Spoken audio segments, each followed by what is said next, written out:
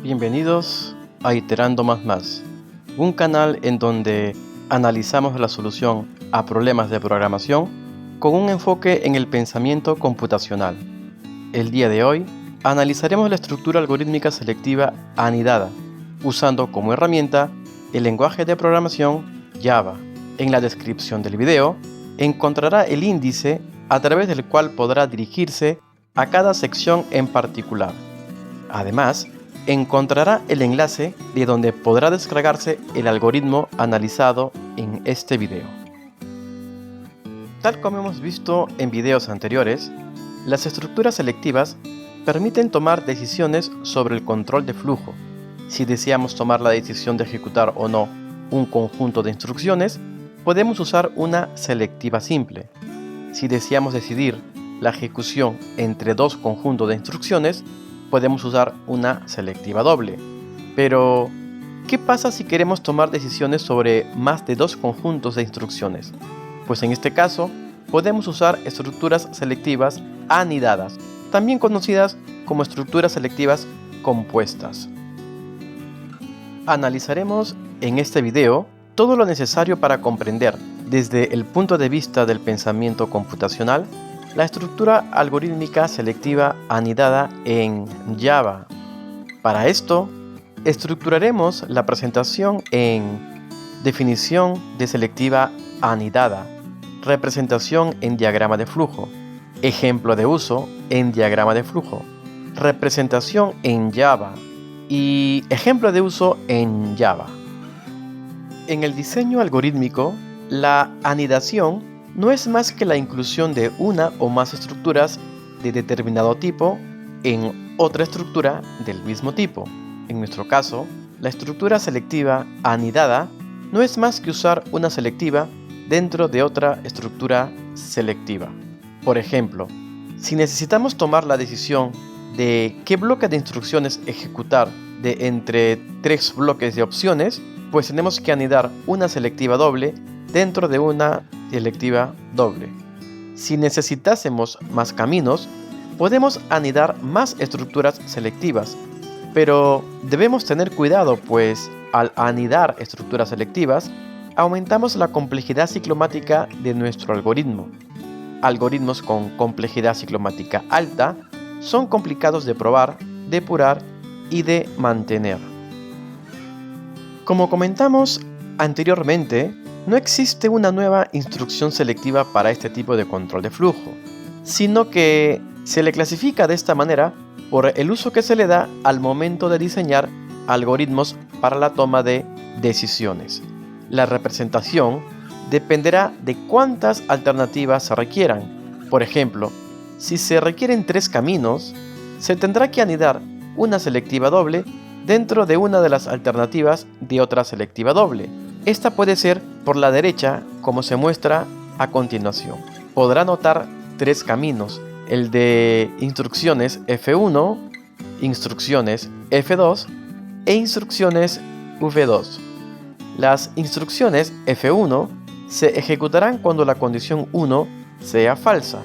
Las instrucciones F2 se ejecutarán cuando la condición 1 sea verdadera y la condición 2 sea falsa, mientras que las instrucciones V2 se ejecutarán cuando la condición 1 es verdadero y la condición 2 también es verdadera. Esta anidación también se puede hacer por la izquierda, que suele ser más común en el diseño algorítmico. Si se requieren 4 caminos, se pueden anidar dos selectivas dobles dentro de otra selectiva doble, tal como se presenta a continuación. Pero también se podría anidar hacia la izquierda formando 3 niveles de anidación, que en realidad es lo más utilizado en el diseño algorítmico. Las estructuras algorítmicas selectivas anidadas se usan cuando se tienen más de 2 alternativas de cálculo u operación, dependiendo de las condiciones, como por ejemplo en las funciones definidas por tramos. En el dominio de las matemáticas, una función definida por tramos es una función definida por reglas que cambian dependiendo del valor de la variable independiente.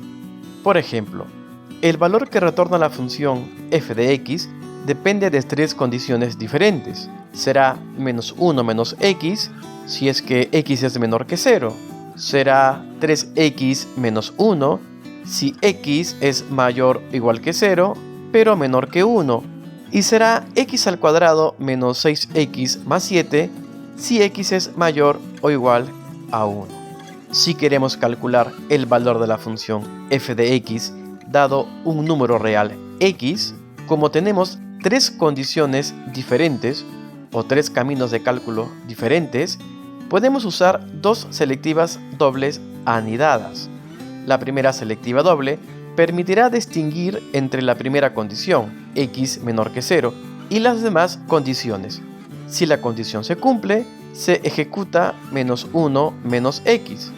La segunda selectiva doble, la selectiva anidada, permitirá al algoritmo tomar la decisión sobre qué cálculo realizar dependiendo de las otras condiciones. Si la condición fuera que x es mayor o igual que 0 y menor que 1, entonces se ejecutará 3x menos 1. Pero si no se cumple, la única opción que quedaría es que x sea mayor o igual que 1. En este caso, se ejecuta x al cuadrado menos 6x más 7. Si, por ejemplo, se lee el número -2, la primera condición se cumple, por lo que f de x tendría el valor de 1. Si se lee el número 0.5, la primera condición no se cumple, por lo que se ejecuta la rama de la izquierda y se evalúa la segunda condición. Como 0.5 es mayor que 0 y menor que 1, la condición se cumple, por lo que f de x tendrá el valor de 0.5. Si se lee el número 2, la primera condición no se cumple, por lo que se ejecuta la rama de la izquierda y se evalúa la segunda condición. Como 2 no es menor que 1, la condición no se cumple, por lo que fx tendrá el valor de -1. Como ya comentamos anteriormente, existen múltiples formas de anidar estructuras algorítmicas selectivas. Una opción para poder tomar la decisión sobre tres conjuntos de instrucciones es colocar una selectiva doble dentro del bloque if de otra estructura selectiva doble. La instrucción selectiva es considerada como una única instrucción, por lo que no es necesario delimitarla entre llaves cuando se anida. Otra opción es colocar la selectiva doble dentro del bloque else de la otra estructura selectiva doble. En esta situación, es muy común que la cláusula else de la instrucción selectiva más externa y la cláusula if de la instrucción selectiva más interna se presenten en la misma línea, una al lado de la otra, haciendo el código más fácil de leer y de entender para el ojo humano. Fíjese en el código que se presenta a continuación y compárelo con el anterior. ¿Cuál es más fácil de comprender? Para poder tomar la decisión sobre 4 conjuntos de instrucciones, se puede colocar dos selectivas dobles dentro de otra selectiva doble, o hacer una anidación por la derecha o por la izquierda. Esta última es la más común de todas. Se desea elaborar una calculadora de operaciones aritméticas de números complejos que están representados de forma binomial, usando una parte real y una parte imaginaria. La calculadora deberá responder a las operaciones de suma, resta y multiplicación. Deberá leer primero la operación aritmética, luego los dos números complejos a operar y tras procesar los datos deberá imprimir el número complejo restante.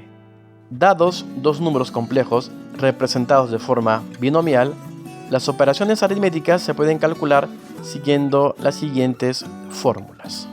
Como siempre, lo primero a realizar es la lectura de los datos de entrada. Primero realizaremos la lectura de la operación.